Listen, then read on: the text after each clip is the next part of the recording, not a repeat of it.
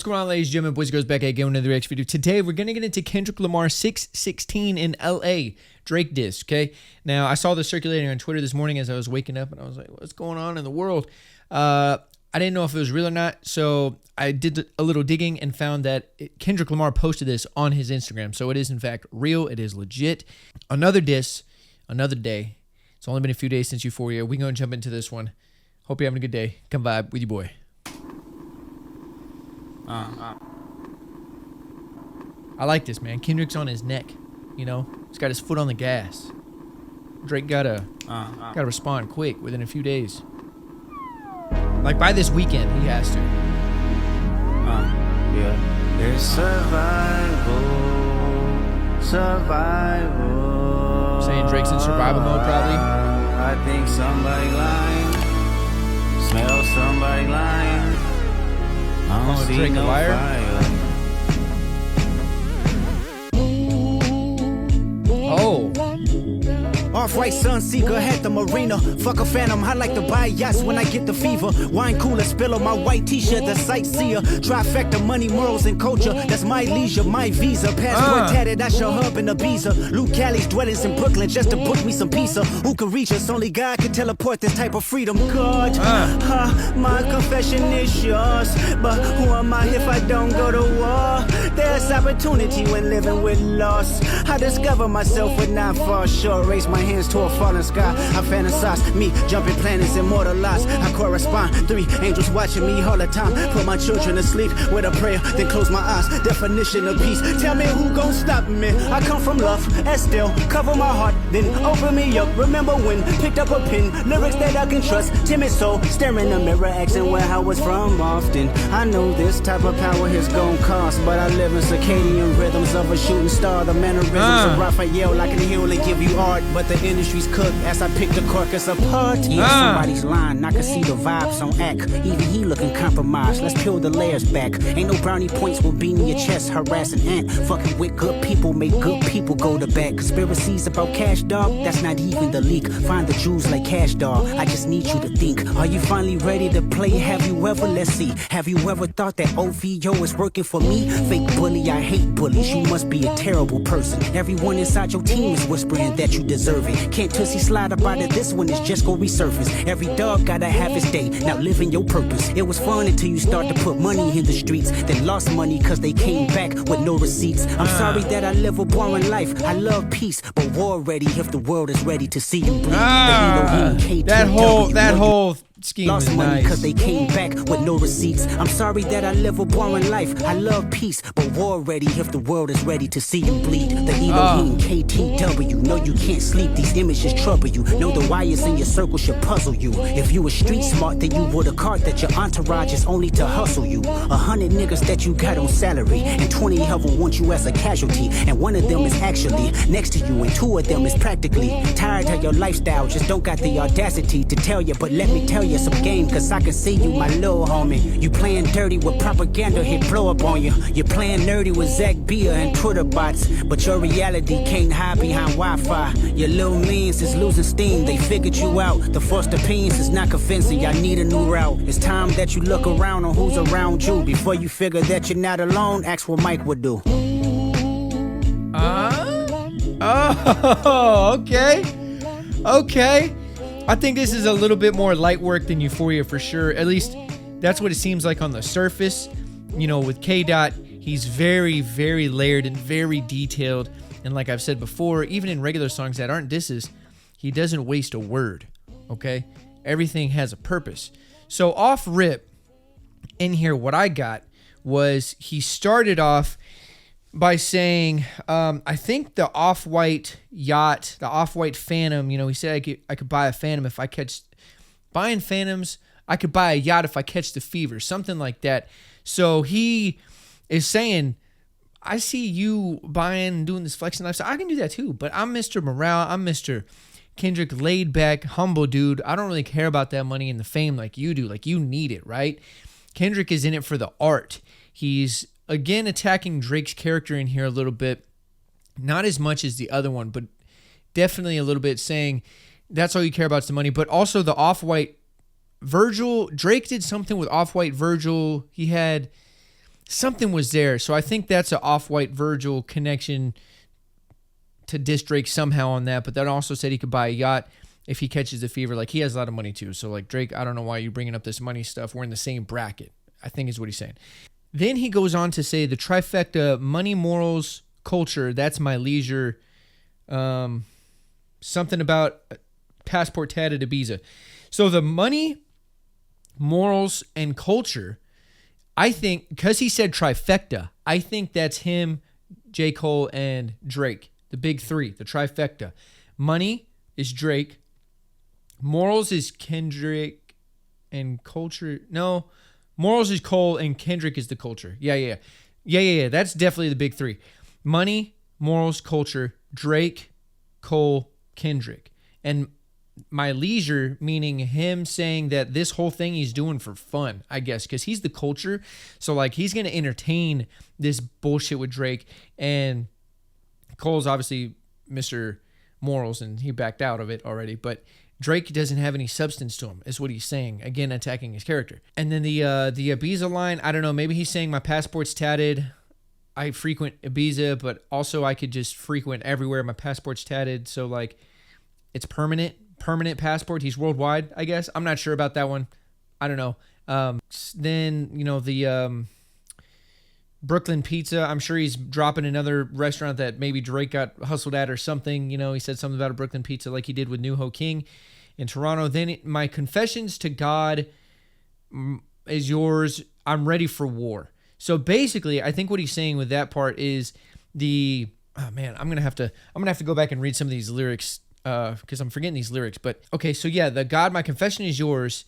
Who am I if I don't go to war? So I think he's saying like he's kind of a religious guy now, and he's matured, and how he's talking to God is saying, I'm confessing to you, like, maybe I don't want to be in this beef, but who am I if I don't go to war, like, for the culture? Like, I have to go to war this time. I've been putting it off. Maybe I don't want to do this, but I'm also a soldier of God, so I have to confess my sins for doing this. So I think that's all tied in as well. He said there's opportunity with living with the loss. I discover myself when I fall short. So I think maybe the fall short is also him maybe playing on Drake, calling him short, but saying, I find out who I am if I don't do greatness, if I don't live up to things. So I have to go to war because I'm being called to this beef, and essentially I'm being called to this beef, and I have to do it. The other line in here that was cool, it wasn't really a diss, but he was saying, I live in circadian rhythms of a shooting star, the mannerisms of Raphael, I can heal and give you art. So I think what that is saying,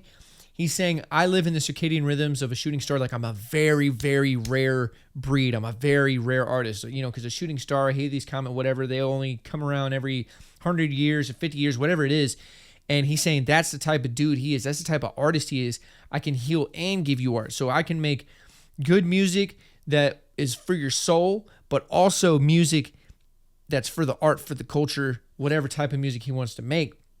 So I like that line just as talking about himself. So then he gets into the part where he says, I can see somebody's lying. You can see the vibes on Ack, and how Drake attacked Ant, I think Kendrick's manager, and you're not going to get brownie points for that. So him saying, you can even see it on Ack's face, which is Drake's like biggest fan, right? DJ Academics is Drake's biggest number one writer. Kendrick saying you can even see that he looks compromised. Like, even it doesn't have faith in Drake when he's hearing Euphoria and listening to my tracks towards Drake. Kendrick, even Ack is like, oh God, I don't know if Drake can handle this, So I like how he compromised. He said Ack is compromised. I like how he's talking about how Drake is poking fun at Ant and like harassing these other people. That's not going to get you brownie points. Like, we're in a beef. Stop going at these innocent bystanders around. Like, you're not going to get brownie points for that. The memes are washed up. Like, stop memeing. Let's get to business. You know what I mean? Like, Kendrick is taking it serious, and he's painting the picture that Drake is kind of goofing off, which is a good setup because he's forcing Drake's hand. Like, Drake has to come correct because Kendrick is coming correct. You know what I'm saying? Kendrick is coming serious, so he's setting Drake up to, you have to come serious or people aren't going to take you serious and you're going to get washed. Even if you come with a hard track, if it's kind of troll, if you're doing the AI, you're doing the Tupac Snoop Dogg AI, and that's backfiring on you because he goes into saying the propaganda is going to blow up in your face. That's what that is. The Tupac estate had him take down that song. Like, stop playing around with these gimmicks and this bullshit and let's battle for real. because all that other stuff is going to blow up on you and it's not going to look good, right? He little homied him. He literally big bro Drake and gave him some advice. Now, the part where he was saying something about the cash dog, that how Drake was saying Abel's manager Cash was blowing his bread. Kendrick is exposing that, saying that's not even the leak. And then he said you need to go check the other Cash Dog or Cash Doll, the jewels. So there's something there. I'm not sure about that one. I'm sure that'll get peeled away as time goes on. But he goes into saying, have you ever thought that OVO dudes are working for me? That is interesting. What does he mean by that? Is there anybody that was tied to OVO that eventually got in Kendrick's camp or got around Kendrick, or maybe Kendrick is friends with people that are on OVO or close to OVO and they're like double agents? Because Kendrick insinuates towards the end that there's people around you and you have all these people on salary, but everybody's a yes man. You're a scam artist. You're not real. And the people you surround yourself with are the same. They're using you because you're a joke and they love the lifestyle. They're a yes men. They just want the riches and all these benefits that they get from being around you. So no one has the balls to actually say, hey, I don't fuck with you. I'm just here for the lifestyle. And he said there's about 20 people in your camp that want to see you as a casualty, which is crazy. So the end of this track is definitely geared towards Drake and saying not only is he fake, but the people he surrounds himself with it's like birds of a feather flock together, and he's saying everybody around him is using him and nothing's real, and he said that you're a fake bully, you deserve it. You're a fake bully, you're a terrible person, and the people around you think you deserve it or whispering you deserve it. So he's saying that while this beef is going on and Kendrick is attacking Drake, there's people around him secretly going, oh man, this is what he gets, man. Drake's a bad guy. He's an asshole.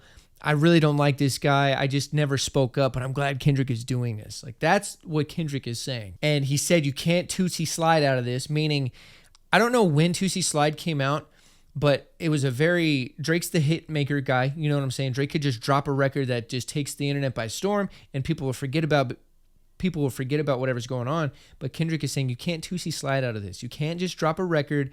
If you lose this battle, just make this hit song and then it all goes away. This will resurface. People will be asking questions. People will be saying, hey, what happened in that battle? Like, you can't escape this, right? Like, you woke up to Boogeyman and now it's time to pay the piper. This part is probably my favorite part of the whole song, these 4 bars. He says, it was fun and games till you put money in the streets, then lost money because they came back with no receipts.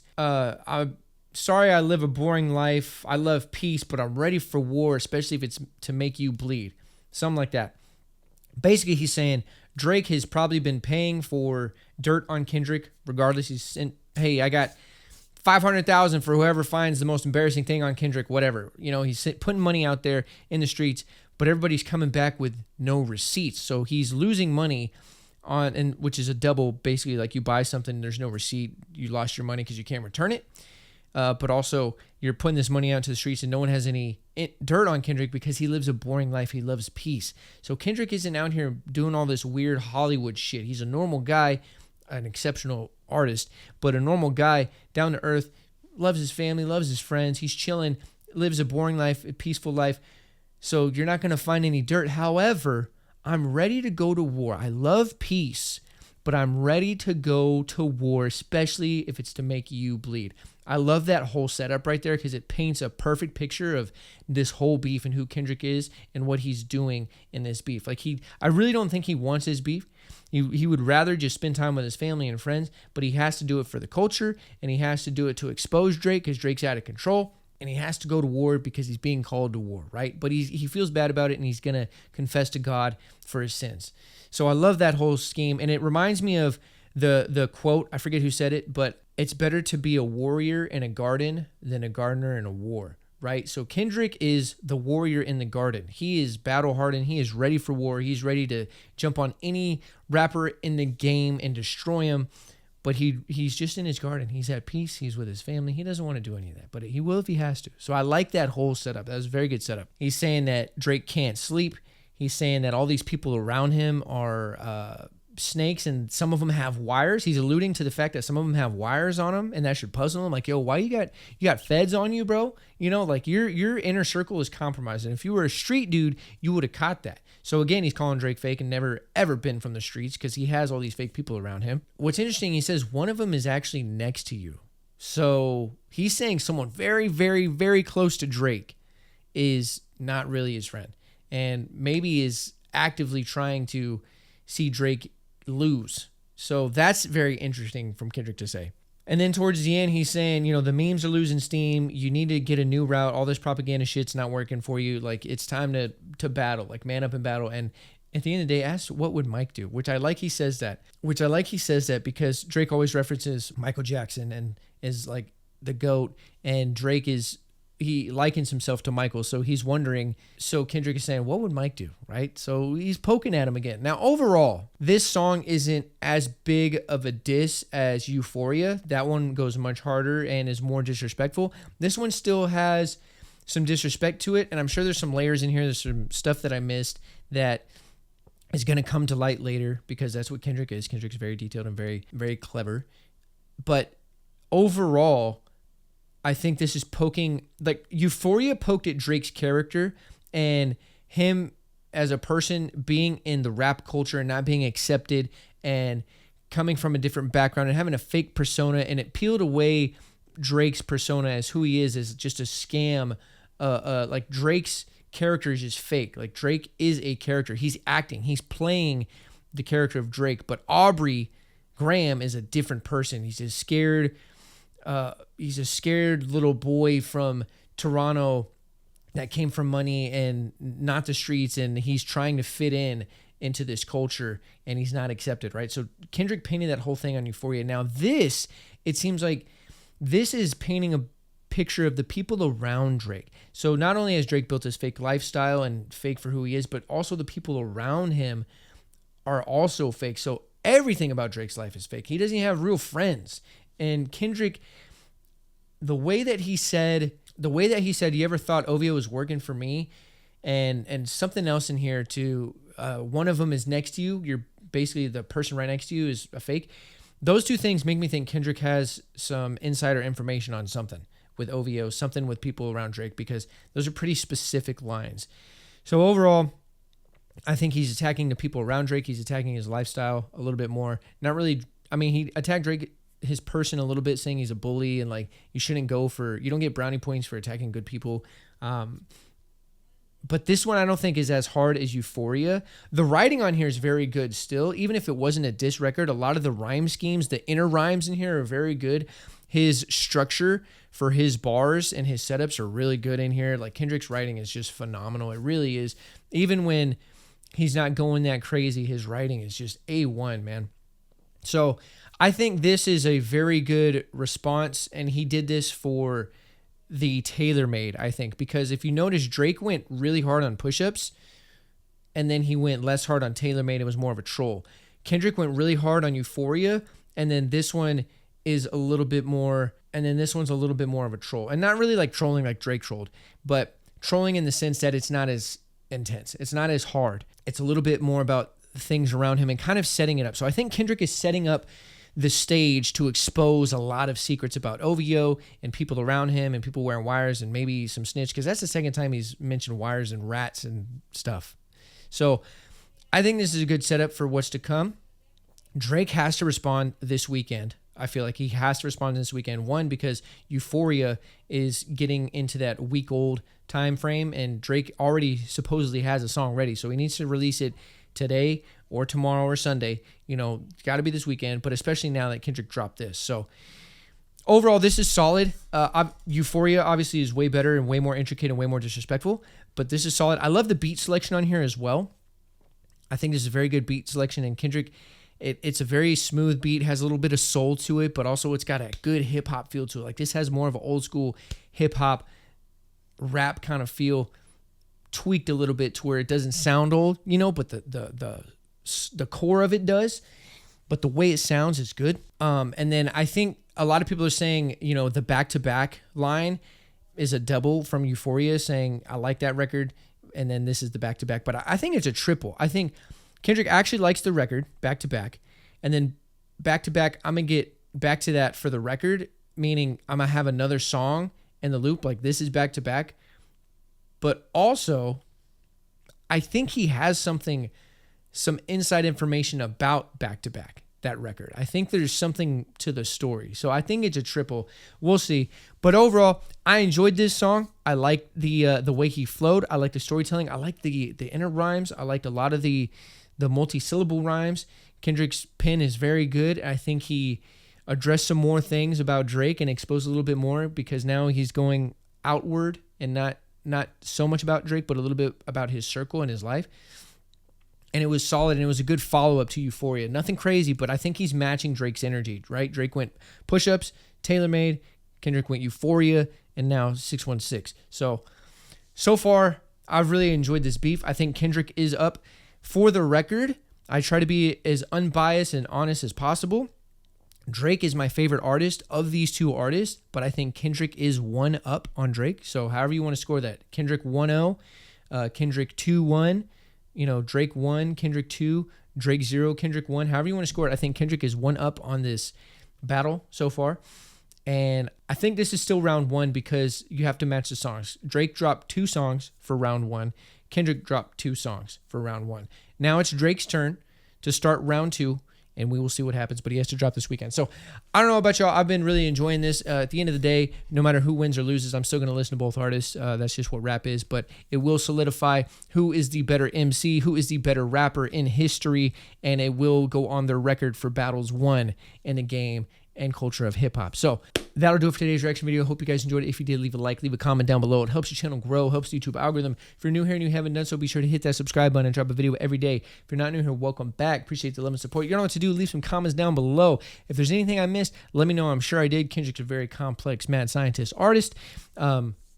Let me know your thoughts and opinions on this. Who do you have up in the battle right now? Do you think Drake's winning? Do you think Kendrick's winning? Do you not even care about this at all? Let me know. That comment section is for you. If you're a fan of Drake, you're a fan of Kendrick, be sure to support the artist. Always support the artist, the band, the YouTuber, the entertainer, whoever's making content or music for you, support that person. So with all that being said, hope you're having a great day. Sending positive vibes your way. And until next time, I'm out.